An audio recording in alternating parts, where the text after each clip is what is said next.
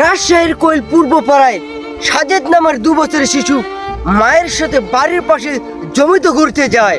হঠাৎ করে শিশু সাজিদ 35 ফিট নলকূপের গর্তে পড়ে যায়। পিছন ফিরে দেখে মা সাজিদ কেন নাই, মামা বলে ডাকছে সাজিদ গর্তে শুনতে পায়। মায়ের বুক ফাটা চিৎকার শুনে ছুটে এসে এলাকার লোক সাজিদকে বাঁচাতে হবে, কষ্ট যাই হোক। গ্রামবাসী লোকের বুদ্ধি শুদ্ধি ব্যর্থ হলো চেষ্টা। ফায়ার গ্রুপের 3 ইউনিট এসে চেষ্টা করলো শেষটা। 30 ঘন্টা পর সাজিদকে পেল মাটি খনন করে।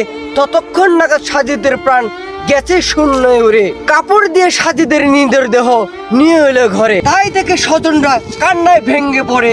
তাই গ্রামবাসী ভাইদের বিনয় করে বলি, পরিত্যক্ত নলকূপের মুখ রাখবো না খালি। আসুন সবাই সাজিদের জন্য দোয়া করি, হে আল্লাহ তুমি সাজিদকে বানিয়ে দিও জান্নাতের শ্রেষ্ঠ পরী।